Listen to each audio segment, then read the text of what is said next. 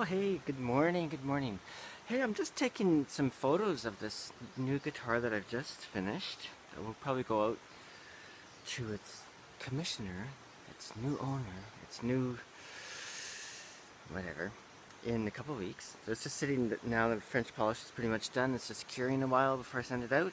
I was just about to take photographs of it, but I thought I'd make a little video tour of it because he also ordered one of the beautiful Visit Nut cases, and I think this is called the Chameleon. Chameleon? Anyway, it's kind of a purple blue shot silk kind of thing. It's beautiful case, and I've done a review of their cases before, and they're fantastic cases, but I thought I'd do another one, especially showing off the beautiful color. Anyway, here we go. Okay, let's see if I can get the color is gorgeous. Like, it's really beautiful, very subtle actually. Kind of shibuya. I was thinking it would be more bright and stuff, and I was like, oh, I don't know about so bright, but actually it's a gorgeous, gorgeous color. Can you see? I'm not sure with this camera, with this phone camera, if you can see the gradations. Yeah, the Visit Nut cases are really beautiful. I usually recommend it to people if they can afford them. They might be the best cases in the world right now. I suppose that's a debatable thing, but I would say so. Anyway, part of the point being is that like guitars are not cheap, but they're definitely not expensive like in the States or Europe. Let's see if we can change the exposure there.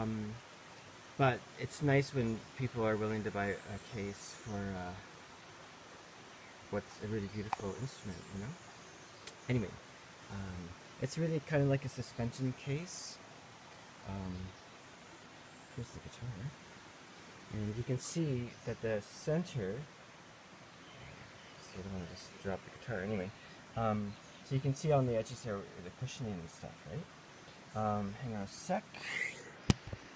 Okay, now the really one of the great things about this case, other than being super strong, and you can see the seal here in different climates, it's fantastic.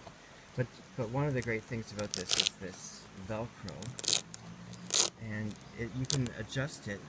Just look at the upper and lower bout there. You see how it's moving? Yeah, okay. In the upper bout you can really see it. So that snubs into the guitar itself and creates a really basically perfect fit, you know. And yeah.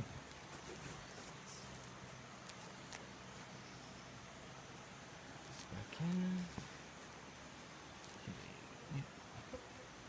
And the new versions have a little strap that goes against the headstock. A nice touch. Beautiful dark blue lining as well. Okay, and here's my guitar. No, it's not mine. Well, I love this guitar. I've been playing it, you know. One thing that happens that many people will know is that with a spruce top, it opens up over time, right? And as we all know, over a period of half a year, even more, it will open up and it will become more of its real character as it's being played. And of course, it opens up right away, you know? Like the second you put strings on, until a day later, that's when the biggest opening up is, in my experience. And this instrument is no exception. And yeah. It's got some nice silk. It's called silk, these kind of grains that go this way. Everything I do at the moment is by hand, you know? Like I bend over a pipe, bend the sides over a pipe. I cut the channels, the binding channels by hand. All that. I mean, it ends up not being like a factory instrument, which is kind of the point, right?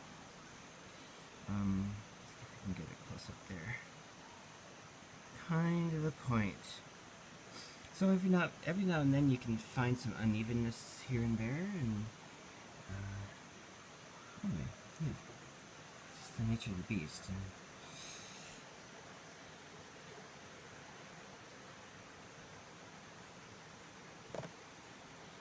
one thing I've used is I've used flame maple here, like the light colored is flame maple, and knowing that it takes because there's like the flame has different tones, right? And it really, I was hoping it would pick up some of the tone of the ebony here and create a kind of sort of a heightened dapple effect, and that's indeed what happened. You know, quite pleased with that actually.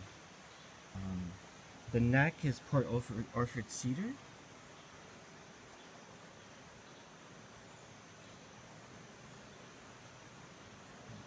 Focus that. Orford cedar. And we've got traditional wood ebony friction pegs in this one, with the option of switching over to geared pegs.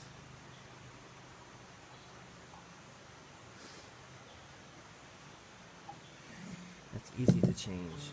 It'd be a bigger deal to put in traditional classical tuning machines in this instrument. And the bridge is bocote. And so I thought because of the rosette that I made, it's also got a golpe plate. You can see the edge right there. It's a flamenco.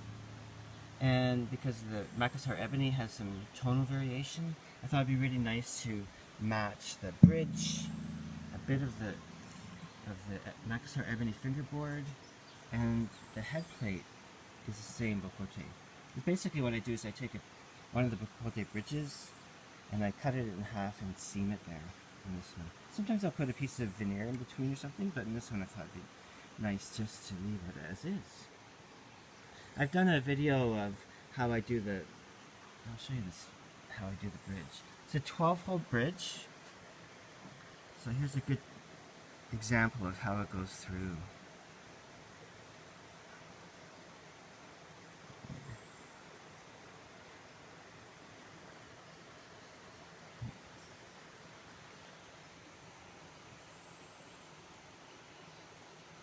Got my label in there. Let's see if we can get a shot of that.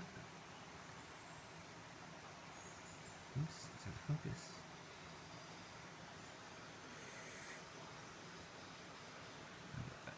There we go. Yeah, I have a special label, just my name, and I usually write in the date and where I make the instruments. Yeah. The top is a Engelmann spruce, and the back and sides is a Spanish cypress. This is the first time I've used the Spanish cypress actually. Normally for my blancas I use Canadian cypress, or Alaskan yellow cedar it's also called. And yeah. The finish is done. I just have to do kind of a final polish that I do. Bring out the shine a bit more. Yeah.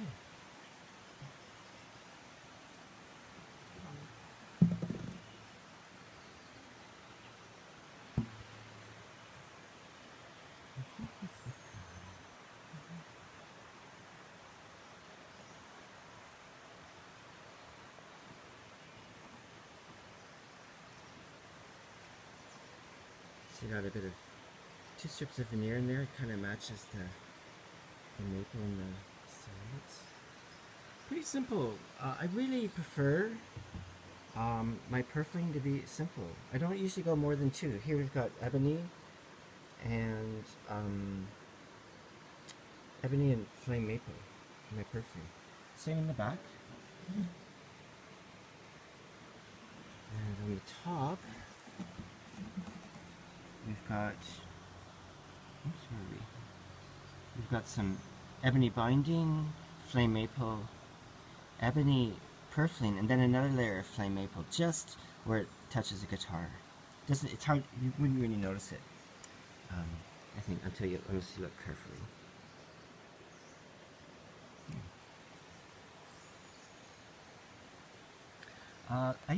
The frets I use are Evo Gold frets.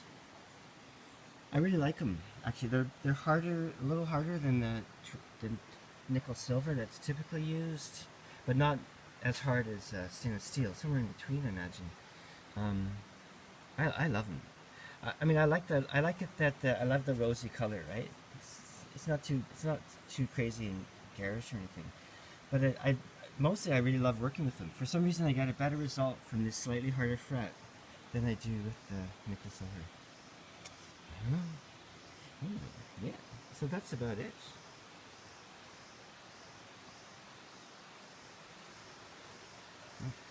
Here's where I live. You can see there's a stream right outside where I know. It's pretty nice. So that's the tour of this new guitar. I put strings on it maybe last Monday, and just last night I started playing. My fingernails have been off, so I put on fake fingernails. And oh man, I started playing it. I was like, oh no, there's another instrument I don't want to get rid of, but I have to, and it's going to a great home. A really nice young fellow commissioned it for me, and grateful to have the opportunity to do it. Oh, I didn't show you the tail a bit. Yeah, so this is the kind of treatment I did on the tail piece. It's a little wider. I mean, it's basically two strips of the binding stuck together. It's a little bit narrower, but it's the idea. So it's kind of coming thin off the back and then wider in the center of the bottom of the backs. Yeah. Right, so like I said, there's the tour of the new guitar. I'm going to do a video, actually I'll probably piece it all together. I'm going to do a video of me playing it later this afternoon perhaps. You can get a sense of the sound of it. I really like it.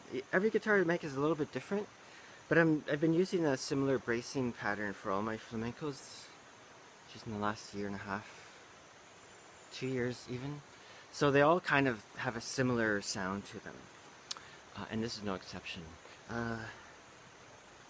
Of course, I have 3 guitars in my studio, which are for sale, by the way, and they have a different sound than this one because, of course, they've been played for a couple of years, right? So they have opened up.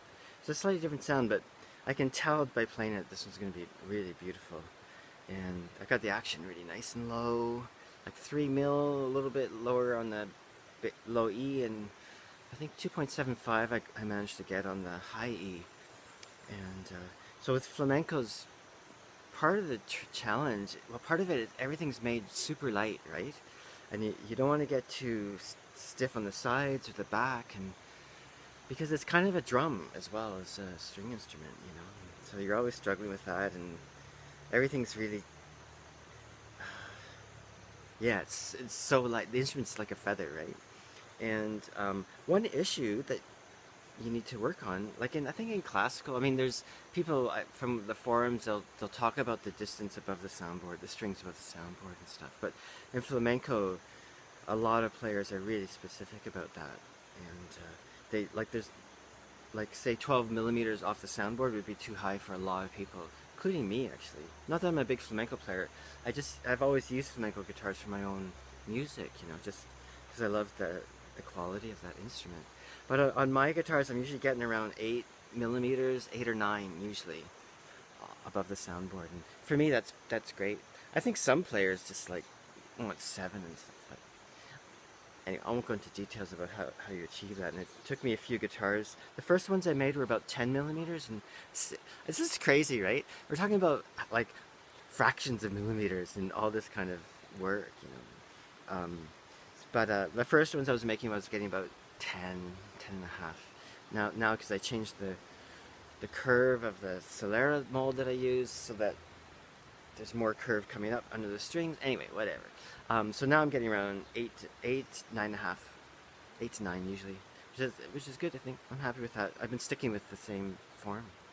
Anyway, so that's that. I'm gonna do some photographs and then I'll click in with some playing soon. Okay, see you in a bit. Testing.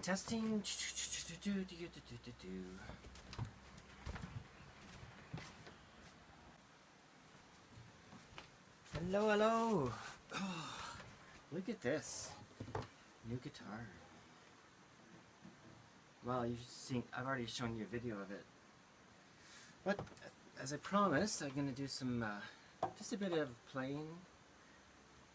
That's not a performance. I'm just playing a few things. let's get it tuned up. Might as well talk about tuning with the friction pegs.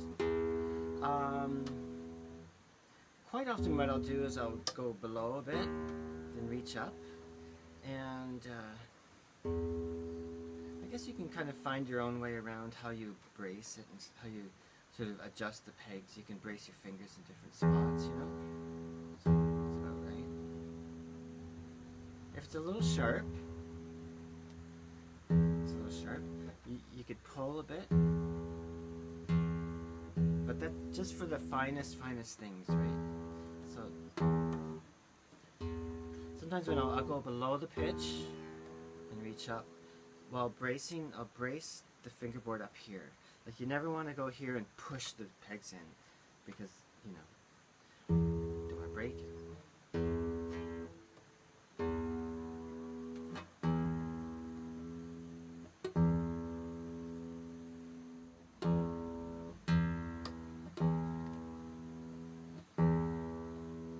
I'm kind of fussing with this one today.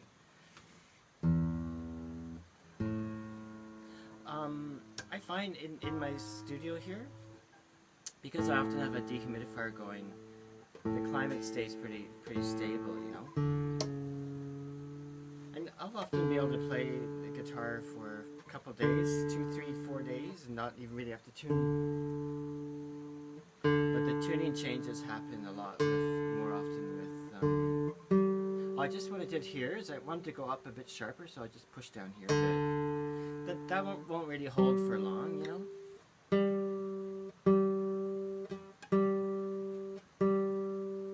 And you don't need to tune and push in at the same time. Sometimes you need to tighten it in a bit. But like these ones, for instance, I'm just turning the pegs without any push here. You just basically get used to it, you know. Let's see where we're at.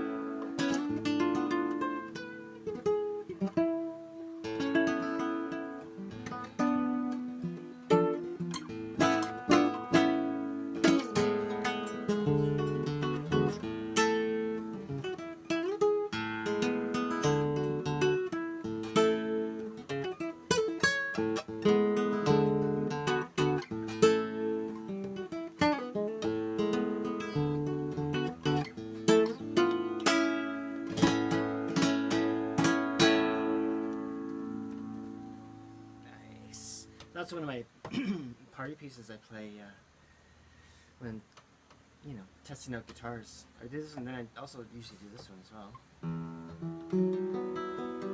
They're both my own invention.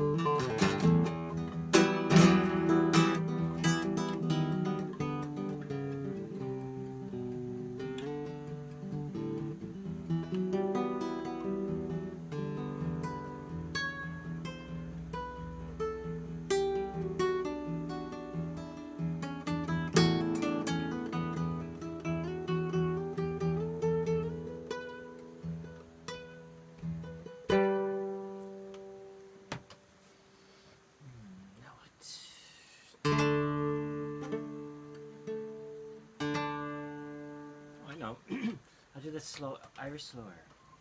I haven't done any flamenco stuff. I'll do a little bit of flamenco stuff with it capoed up so you can hear because the texture changes. I'm not, my flamenco's terrible anyway, but give you an idea. Anyway. An raibh tú ar an carrick.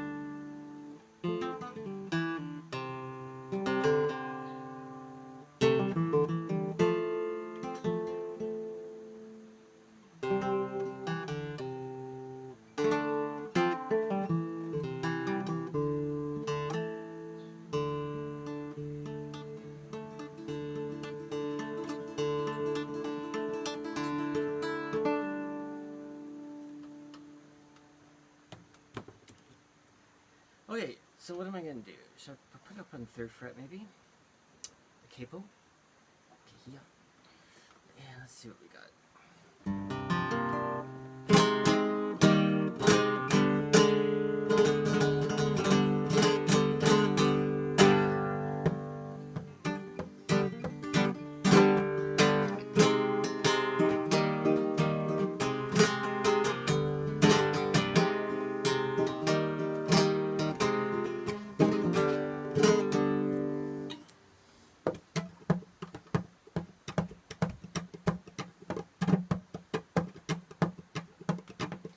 It's like a drum too.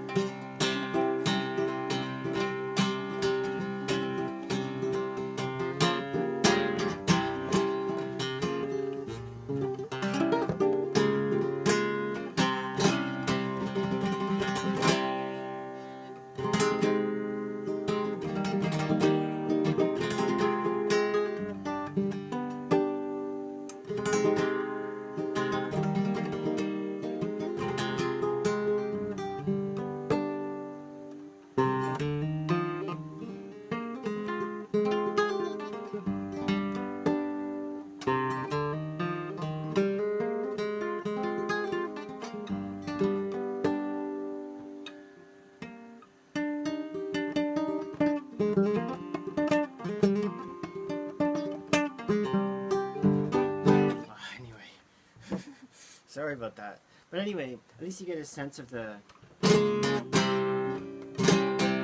kind of tone that comes off this guitar with the rasguiados and stuff.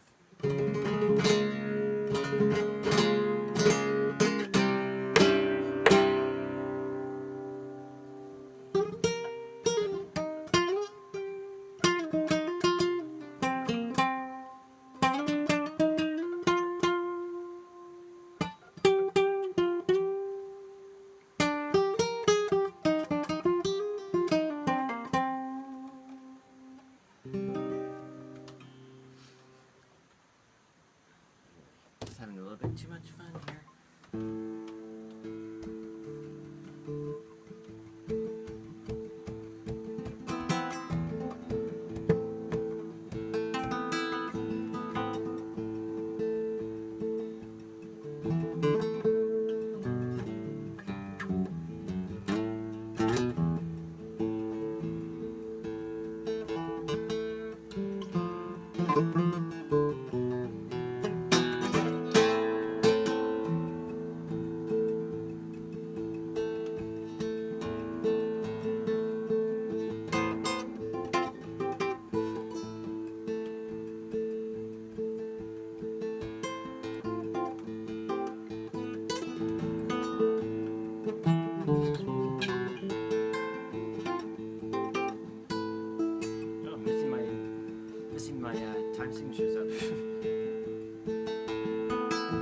sometimes I do this in threes and sometimes fours, and now I'm doing them in both.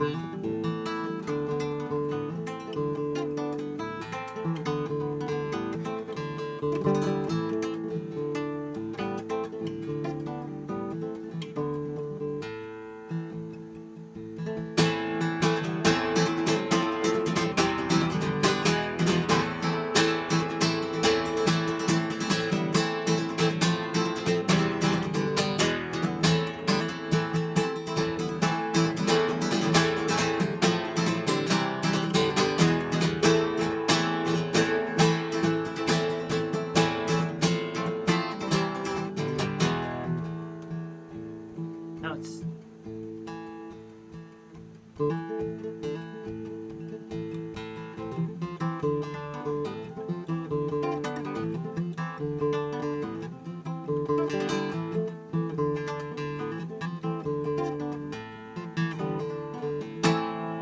so when you pick up a guitar like this, it's so light, eh? Part of it's to do with the materials and the construction. It's so great, and also having the tuning pegs, the friction pegs up top lessens weight, and that's part of that flamenco thing, right? Like trying to reduce weight.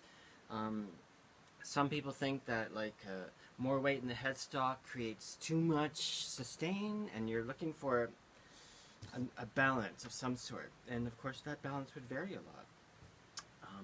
For me, these are, for the flamencos that I make, this is what I'm looking for, this instrument, and my other instruments are in that realm too, for like a cypress type back, and yeah, I love it. But there's still harmonics. The way I do my bracing, it tightens up the harmonics a bit, is what I think, which creates a cleaner sound. Cleaner being relative. Still lots of harmonics going on.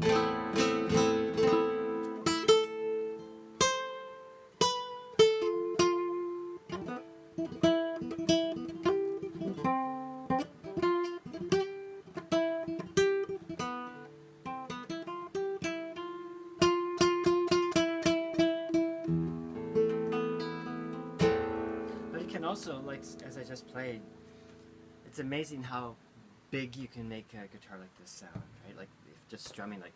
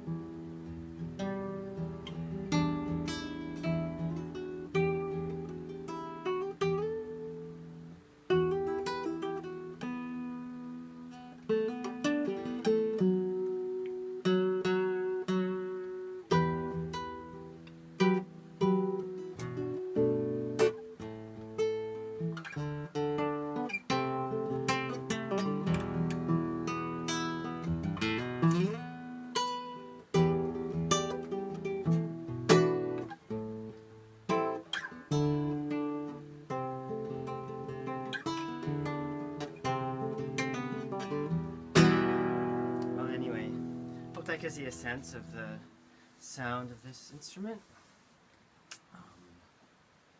Yeah, it's been fun.